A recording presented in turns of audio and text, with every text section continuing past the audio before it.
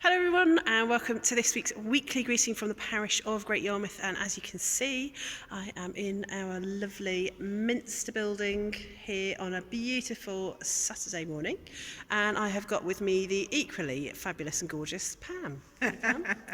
And we are going to talk to you a bit about what we might have been doing today if we weren't here, which was the Living in Love and Faith course, which was due to run at St Mary's, and sadly we had to cancel it because in spite of it being opened up to the whole of the deanery, we didn't get enough people sign up to run it.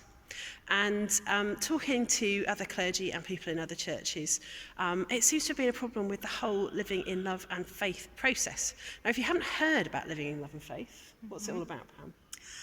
Well, Living in Love and Faith is a chance for us to look at what it's like to be a human being and live in loving relationships and be a member of a faith community like our church. So it's all about human relationships and being Christians. Absolutely, and it's questions of sexuality and identity and marriage and all sorts of really, really interesting stuff. And it's really important, I think, part of the conversation that's going on in the Church of England at the moment about all those things and how the church can respond to them in a loving and faithful way. It's not about one particular viewpoint being thumped, is it? It wants everybody to engage with this. And I think part of the thing that's happened with LLF is that people who feel really strongly about this in one way or another are really, really engaged and motivated to get involved with it. And people who don't feel so strongly maybe aren't. And think, well, you know, I think that's okay, or I think it's not okay, but, you know, I'm not all that fussed about it, I think. And actually as you can see behind us, members of Inclusive Church, it's probably back to front for you, but that's what that says.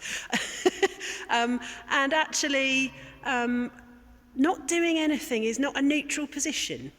So I think it's really important for as many people as possible to engage with the LLF process. And there's some really amazing materials, aren't there? Yeah. There's all sorts. You've read the book. I know the book is huge. Yeah, so the book might be a step too far, but there's all sorts of other stuff, isn't there? Yeah, there's lots of little podcasts and videos where you get to meet different people with different views and different viewpoints, and it's just really interesting, and it's quite good viewing, really. So and good listening. So it's worth engaging with, having a look. Have a look at the website. Yeah. And a really cool thing of it is people telling their stories, which is always interesting. Even if you don't agree with them, I think, like you say, it's just really fascinating to engage with.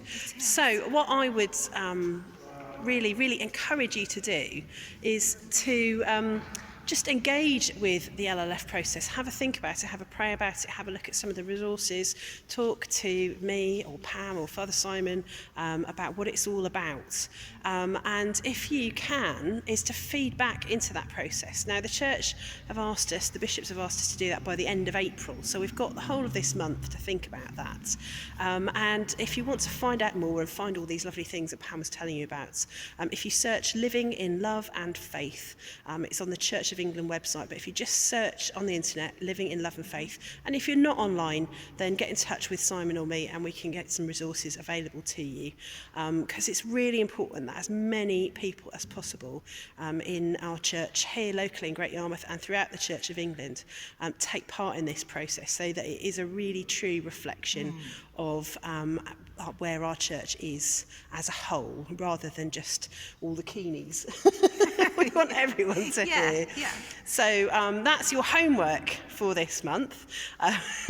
But also I hope you feel greeted, and it's lovely to have this little time of a Saturday morning, so that's where we are. Yes. And see some of you at church tomorrow, here at the Minster at 11, or at St Mary's at 10:30. And one of those services will be live streamed, but I can't remember which one. So keep your eyes peeled on Facebook for that. Until then, the other thing is to check out There's posters going up in all the churches, and there's information on Facebook about all the services for Easter and Holy Week. You can see also behind us we've got the Stations of the Cross up in the Minster, and they're obviously all up in St Paul's and St Mary's as well. So there's lots of things coming up through Holy Week, and I don't know quite where Lent's gone. Where does the time go? But there we are. So till next time, friends, take care, stay well, stay safe, and God bless. Bye-bye.